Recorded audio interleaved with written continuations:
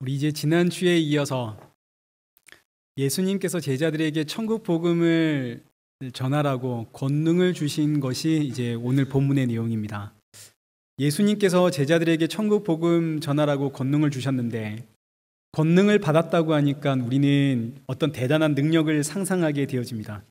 손을 대니 귀신이 도망을 가고, 병이 낫고, 죽은 자가 살아나고, 또 복음을 전하는 나를 누가 대적하거나 반대하면 그 사람이 쫄딱 망해서 와, 주의 종 건드리면 안 되는구나, 이런 대단한 카리스마라든지 놀라운 능력, 이런 것들을 우리가 상상하게 되어지는데, 놀랍게도 예수님께서는 이 제자들에게 권능을 주시면서 하시는 말씀이 16절 보시면, 보라 내가 너희를 보냄이 양을 이리 가운데로 보냄과 같도다. 여러분, 양을 이리 가운데 보내면 어떻게 되나요? 이리가 양을 잡아먹겠죠. 아니, 권능을 주셨는데 잡아먹히면 어떡합니까? 권능을 받았으면 다스려야 하는 거 아닙니까? 가는 곳마다 귀신을 쫓아내고, 가는 곳마다 병을 고치고, 죽은 자를 살려내고, 그러면 박수를 받고 환영을 받아야 하는 것인데 왜 잡아먹힌단 말입니까? 심지어 이 17절과 18절 말씀을 보시면 예수님이 주신 이 놀라운 권능을 가지고 귀신을 쫓아내고 병을 고치고 죽은 자를 살려냈더니 환영받는 것이 아니라 채찍질을 당하고 사람들 앞에 끌려가게 되어진답니다. 그러니 예수님께서 제자들에게 주신 이 권능, 그리고 내가 너희를 보냄이 양을 이리 가운데 보낸과 같도다라는 이 말씀, 지금 제자들은 당최 이게 무슨 말씀인지 이해할 수가 없는 거죠. 대체 예수님께서 주신 권능이 뭐길래 우리가 이 권능을 받고 나갔더니 채찍에 맞고 사람들 앞에 끌려가게 된단 말인가? 그리고 이 양은 대체 누군가? 우리가 왜 양인가? 왜 또 이 양을 저 사나운 이리 가운데 보낸단 말인가? 제자들이 이 말씀을 이해할 수가 없었습니다. 어떻게 오늘 여러분들은 이 말씀이 이해가 되십니까? 우리 16절, 17절, 18절. 누가 양인가요? 제자들이 양입니까? 오늘 저와 여러분들이 양인가요? 우리는 양이 아닙니다. 양은 목자만 있으면 그걸로 좋게 합니다. 목자만 있으면 양은 부족함이 없습니다. 목자의 음성을 듣고 목자 가는 곳을 따라가는 게 양이죠. 목자만으로 만족하는 삶을 살아가는 게 양입니다. 그럼 오늘 우리는 예수님만으로 만족하며 살아가고 계십니까? 예수님만으로 부족함이 없으신가요? 우리는 그렇지가 않죠. 우린 예수님을 믿어도 우리는 늘 삶에 부족함이 있습니다. 왜요? 우리는 양이 아니거든요. 우리는 이리입니다. 우리는 이리이기 때문에 예수님이 권능을 주셨다 그러면 눈이 휘둥그레져 가지고 나도 권능 받아야지. 저도 그랬습니다. 저도 이 목회를 시작하기 전에는 권능 받으려고 저 기도원에 들어갔다 나왔다는 거 아닙니까? 그 권능 받아서 제가 뭐 하려고요? 제가 대단한 목회를 한번 해보려고. 우리가 권능을 받기를 원하는 이유는 이 이리들을 다스리는 왕이 되고 싶어서입니다. 그 권능 받아서 이리를 다스리는, 이리를 잡아먹는 사자, 곰, 호랑이가 되고 싶은 것이지 우리는 양이 아닙니다. 우리가 어떻게 양이 되겠습니까? 우리는 이리입니다. 그것도 사나운 이리입니다. 우리가 이리이기 때문에 이 세상은 이리의 소굴입니다. 그런데 이 세상에 예수님이 오셨죠. 예수님이 뭘로 오셨나요? 예수님이 양으로 이 땅에 오셨죠. 고린도전서 5장 7절입니다. 우리의 유월절 양 곧 그리스도께서 희생되셨느니라. 예수님이 뭘로 오셨다고요? 유월절의 어린 양으로 이 땅에 오셨습니다. 이 세상이라는 이리 소굴에 양으로 이 땅에 오셔서 저 이리들에게 자기의 살과 피를 전부 내어주신 사건, 이게 십자가 사건 아닙니까? 그러니 양으로 오셔서 이리 가운데로 보내지신 분 누구의 이야기인가요? 예수님의 이야기죠. 십자가에서 자기 살과 피를 이리들에게 내어주심으로 그 살과 피를 먹고 마신 이리들을 구원해 내시고 그 이리들을 향해 이제 너희는 이리가 아니다, 너희는 이제 내 양이다 라고 칭해 주심. 우리는 이리라고 하는 죄인들인데 예수님의 살과 피를 먹고 마심으로 여전히 죄인이지만 의롭다고 칭해 주심. 이게 바로 양을 이리 가운데로 보내는 예수님의 이야기입니다. 그래서 요한복음 17장 18절 말씀을 보시면 아버지께서 나를 세상에 보낸 것 같이 나도 그들을 세상에 보내었고 아버지께서 그 아들을 세상에 보내셨습니다. 이게 무슨 이야기인가요? 양을 이리 가운데 보내는 이야기죠. 이제 그 양이신 예수님께서 자기 제자들을 세상에 보내십니다. 오늘 본문 16절, 양을 이리 가운데 보내듯 자기 제자를 이 세상에 보내는 거죠. 그러면 이제 이 제자들은 복음을 전할 때 양으로 오셔서 이리 가운데로 보내신 그 예수 그리스도를 전하는 것이지, 여러분 내가 양이 되었습니다, 그러니 이제 저를 먹으십시오, 이러는 게 아닙니다. 오늘 저와 여러분이 양이 되었다 하십시다. 그래서 세상이라는 이리가 저와 여러분을 뜯어먹었습니다. 이게 무슨 의미가 있나요? 이 세상이 여러분을 잡아먹었습니다. 여러분이 세상에 뜯겨 먹혔습니다. 무슨 의미가 있나요?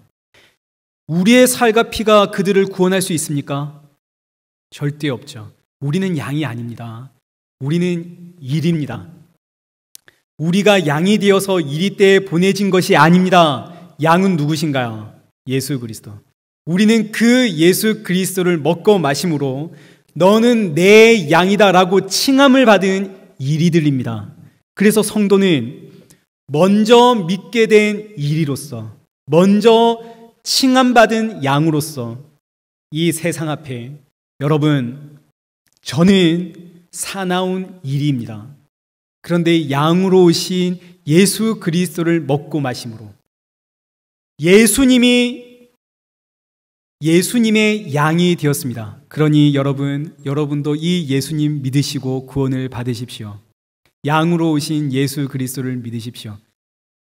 이 복음을 전하는 것이 귀신이 쫓겨나는 이야기고, 병이 걸린 자가 낫는 이야기고, 죽은 자가 살아나는 이야기입니다. 그런데 이 복음을 듣게 되어지면 예수님이 양으로 오셨고 그 예수님의 양이 우리가 되어지고, 그러면 예수님은 목자, 우리는 양, 양은 목자를 따라가겠죠. 그런데 목자이신 예수님께서 어디로 가셨나요? 십자가로 가셨죠. 그럼 예수님의 양들은 어디를 따라가야 됩니까? 십자가를 따라가야겠죠. 목자가 십자가로 가니까 양들도 당연히 십자가로 가는 겁니다. 그런데 십자가는 어떤 길인가요? 이 십자가는 죽음의 길이죠.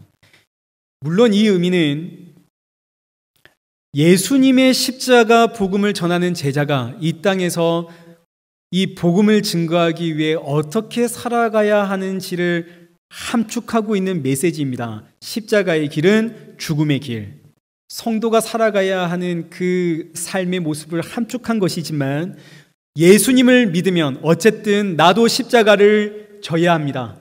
예수님을 믿으면 나도 십자가에서 예수님과 함께 죽어야 됩니다. 이런 이야기죠.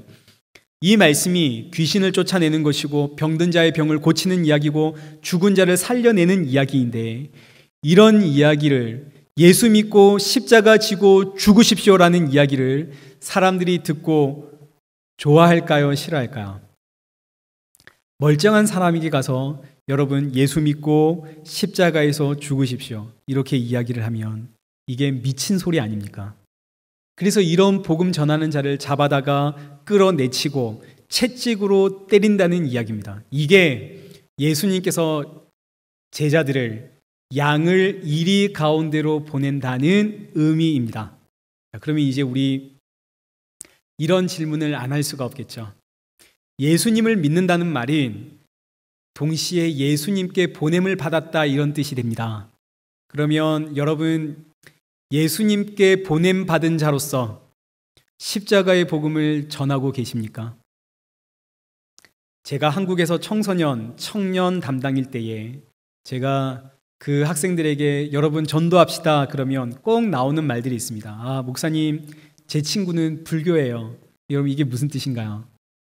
불교니까 전도를 못하겠다는 이야기죠. 왜? 불교 친구에게 복음을 전했다가 친구 사이가 멀어질까봐. 아, 목사님, 제 친구는 무교예요. 무교래서 전도를 못하겠다는 이야기입니다. 왜요? 무교 친구에게 복음을 전했다가 야, 너 날 믿어, 이런 헛소리를 들을까봐. 결국은 전도 못하겠다는 이유가 조롱, 핍박, 놀림거리가 되고 싶지 않아서, 사람과의 관계가 틀어지는 것 원하지 않아서. 그런데 사실 우리가 이렇게 복음 전하기가 어렵고 꺼려지는 것은 너무너무 정상적인 반응입니다. 예수님의 제자들도 결국 십자가 앞에서는 다 도망가고 말았습니다. 그런데 오순절 성령이 임하자 이 제자들이 완전히 달라지죠.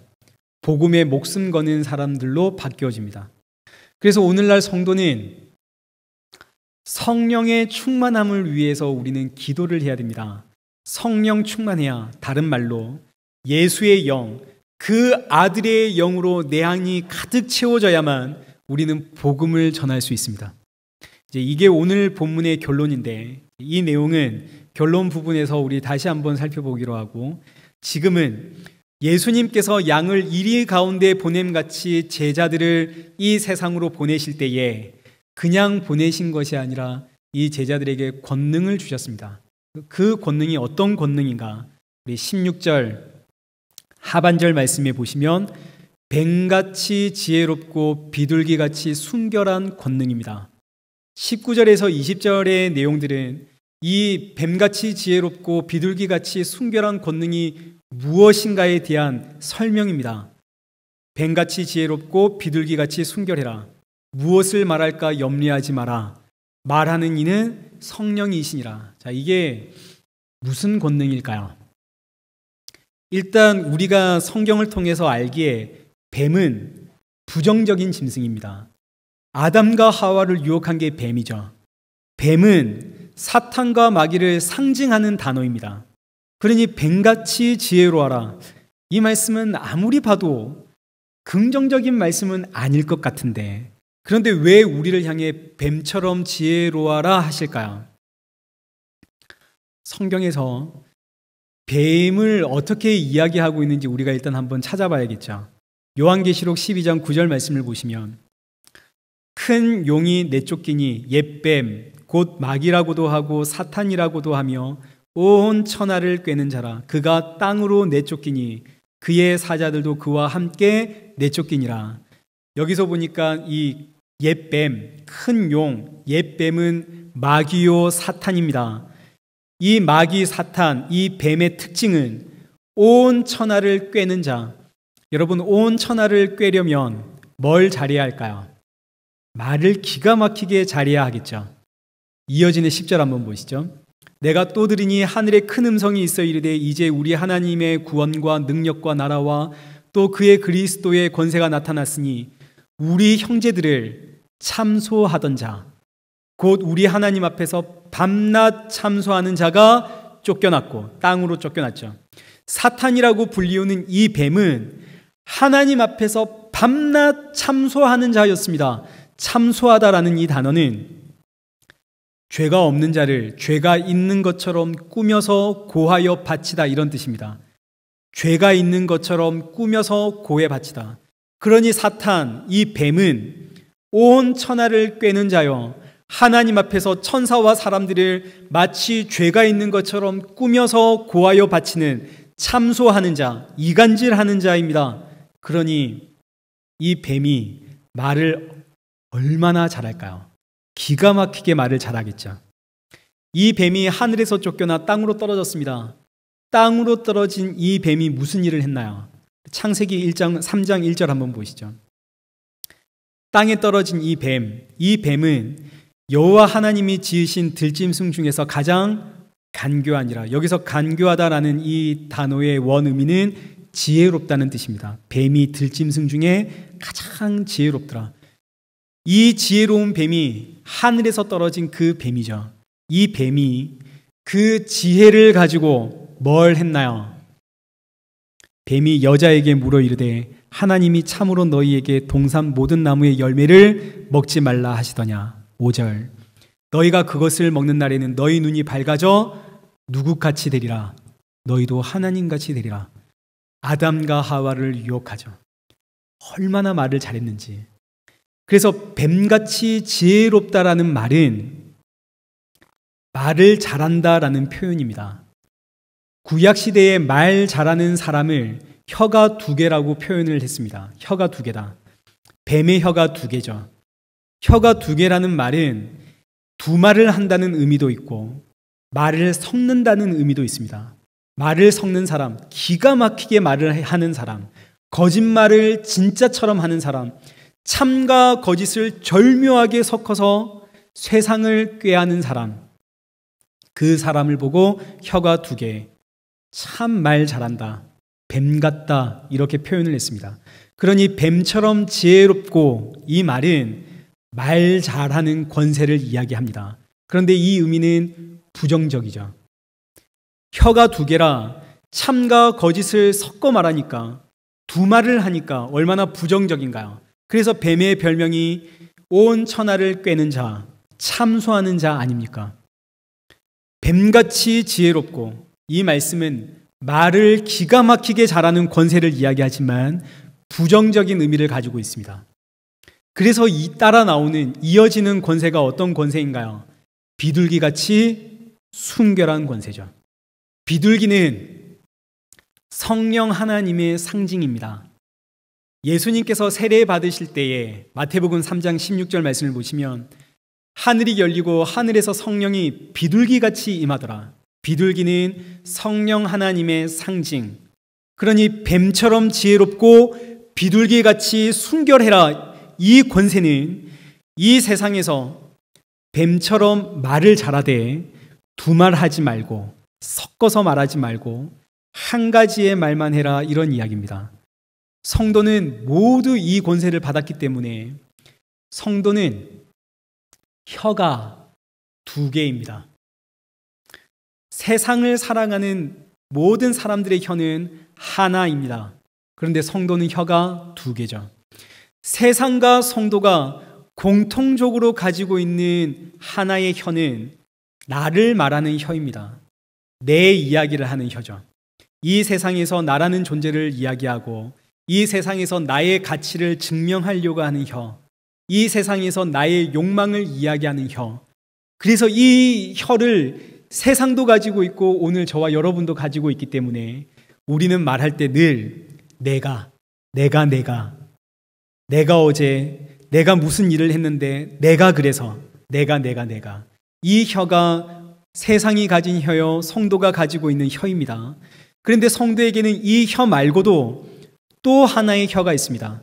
그 혀가 바로 성령의 혀죠.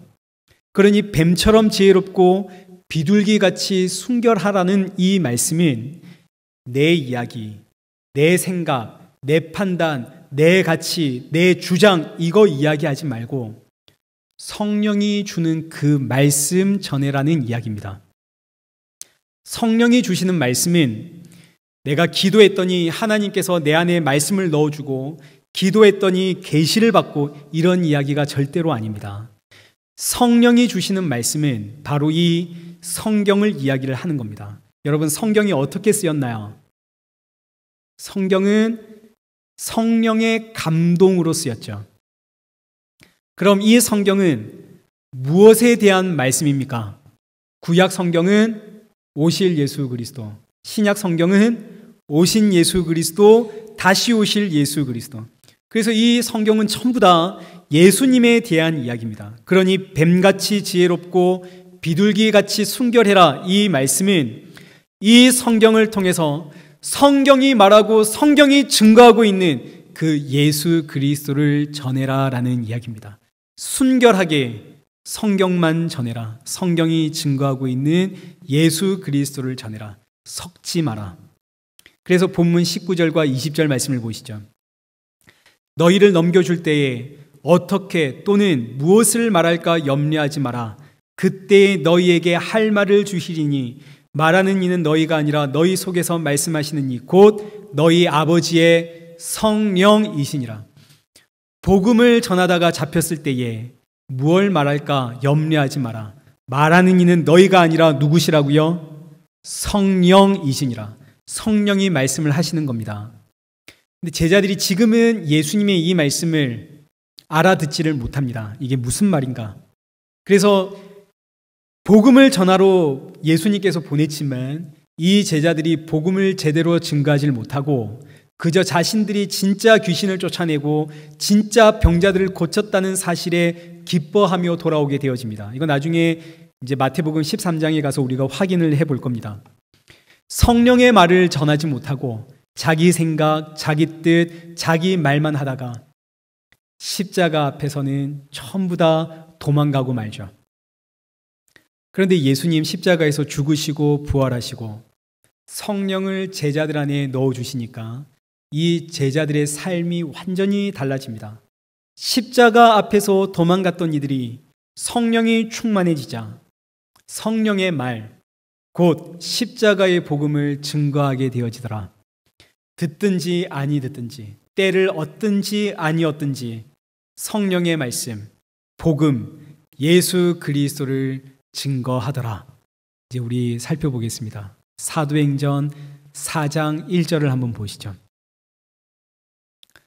사도들이 백성에게 말할 때에 제사장들과 성전 맡은 자와 사두개인들이 이르러 예수 안에 죽은 자의 부활이 있다고 백성을 가르치고 전함을 싫어하여 그들을 잡음에 날이 이미 저물었으므로 이튿날까지 가두었으나 제자들이 복음을 전하니까 오늘 본문에서 보았던 예수님께서 하셨던 그 말씀이 제자들에게 고스란히 일어나게 되는 거죠. 예수님의 십자가의 복음을 증거를 했더니 예수님 믿으십시오. 자기 십자가를 지고 예수님과 함께 십자가에서 죽으십시오. 이 복음 증거했더니 사람들에게 잡혀서 끌려가서 옥에 갇히게 되어집니다. 5절 이튿날 관리들과 장로들과 서기관들이 예루살렘에 모였는데 대제사장 안나스와 가야바와 요한과 알렉산더와 및 대제사장의 문중이 다 참여하여 사도들을 가운데 세우고 묻되 너희가 무슨 권세와 누구의 이름으로 이 일을 행하였느냐? 우리의 허락 없이 왜 가르치느냐? 이런 이야기입니다. 그러자 8절 베드로가 성령이 충만하여, 원래 베드로는 예수님께서 잡히시던 날 나는 예수님 모른다고 3번이나 부인하고 저주하고 맹세하며 도망갔던 사람입니다. 그런데 이 베드로가 성령이 임하니까, 성령이 충만해지니까, 다른 말로 예수의 영으로 가득 채워지니까 이 베드로가 하는 말이 백성의 관리들과 장로들아, 너희가 십자가에 못 박고 하나님이 죽은 자 가운데서 살리신 나사렛 예수 그리스도의 이름으로 이 사람이 건강하게 되어 너희 앞에 섰느니라. 이 예수는 너희 건축자들의 버린 돌로서 집 모퉁이의 머릿돌이 되었느니라. 다른 이로서는 구원받을 수 없나니 천하 사람 중에 구원받을 만한 다른 이름을 우리에게 주신 일이 없음이라 하였더라. 베드로가 말을 얼마나 유창하게 잘하는지 구약 성경의 말씀을 곳곳에서 인용해 가면서 건축자의 버린 그 버린 돌이 바로 예수 그리스도요, 그 예수가 바로 메시아다 하는 것을 성경을 통해서 증거를 하는데, 이게 바로 예수님께서 제자들에게 주신 권능, 뱀같이 지혜롭고 비둘기같이 순결한 바로 그 권능입니다. 잡혔을 때, 재판받을 때 어떻게 해야 내가 살 수 있을까? 내가 무슨 말을 해야 할까? 이게 아니라 성령을 힘입어 성경을 증거하더라. 성경의 말씀으로 예수가 누구신지를 증거하더라. 베드로가 이렇게 증거를 하니까 13절 그들이 베드로와 요한이 담대하게 말함을 보고 그들이 본래 학문 없는 범인으로 알았다가 이상히 여기며 또 전에 예수와 함께 있던 줄도 알고 또 병 나은 사람이 그들과 함께 서 있는 것을 보고 비난할 말이 없는지라.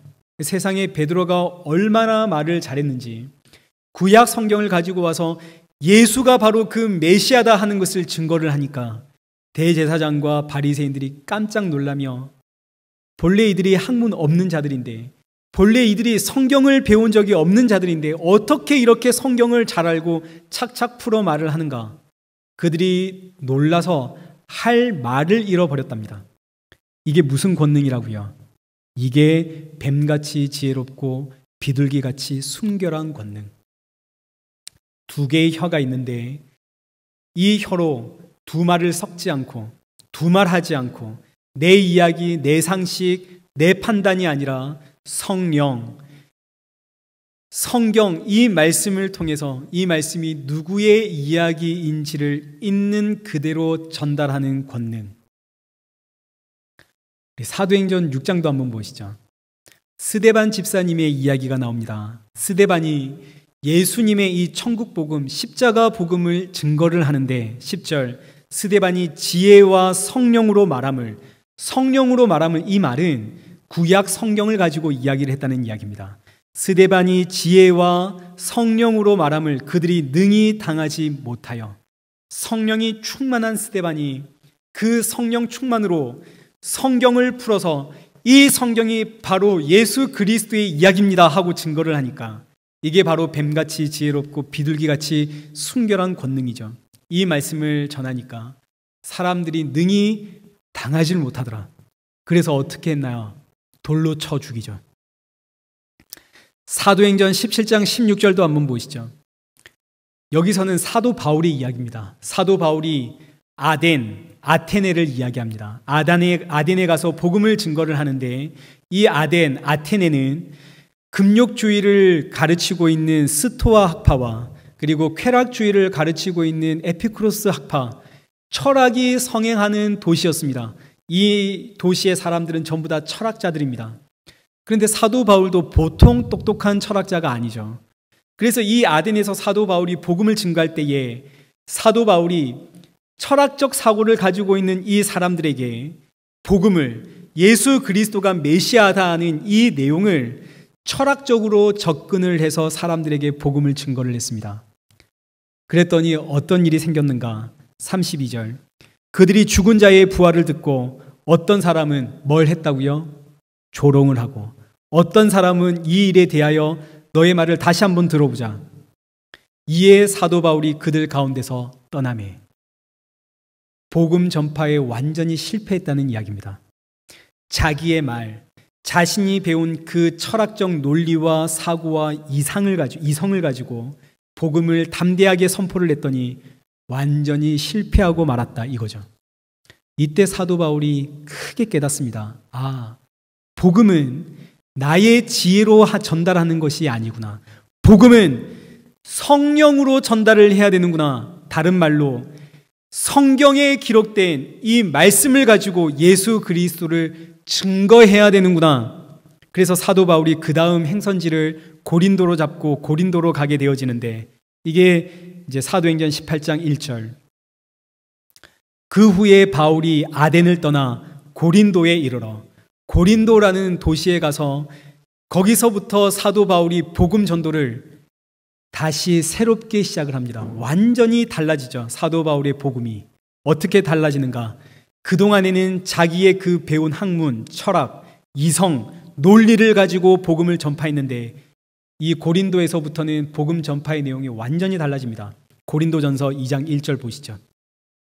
형제들아, 내가 너희에게 나아가 하나님의 증거를 전할 때에, 이 복음 예수 그리스도를 전할 때에 말과 지혜의 아름다운 곳으로 아니하였나니 내가 너희 중에서 예수 그리스도와 그가 십자가에 못 박힌 것 외에는 아무것도 알지 아니하기로 작정하였느니라. 4절. 내 말과 내 전도함이 설득력 있는 지혜의 말로 하지 아니하고 다만 성령의 나타나심과 능력으로 하여 너희 믿음이 사람의 지혜에 있지 아니하고 다만 하나님의 능력에 있게 하려 하였나다. 사도 바울이 아덴에서 크게 깨닫습니다. 복음은 사람의 말과 설득력 있는 지혜로 전달되는 것이 아니구나. 오직 하나님의 능력이구나. 그래서 사도 바울이 이제 성령의 능력으로 성경에 기록된 이 말씀을 풀어서 예수 그리스도와 십자가를 전달했다는 거죠. 이게 뱀같이 지혜롭고 비둘기같이 순결한 권능입니다. 듣든지 아니 듣든지, 때를 얻든지 아니 얻든지 이 하나님의 말씀 성경을 통해 예수를 전달하더라. 이제 말씀을 맺겠습니다. 오늘 말씀이 짧습니다. 그 이유는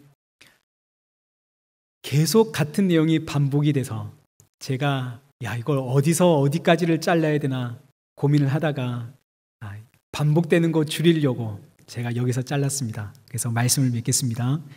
베드로, 스데반, 사도 바울 모두 같은 말을 합니다. 성도는 그 입에서 나오는 말이 전부 다 같아야 됩니다. 어떤 말을 해야 할까요? 한 성령을 받았다면 성도의 입에서 나오는 고백은 다 한마디입니다. 저는 사나운 일입니다.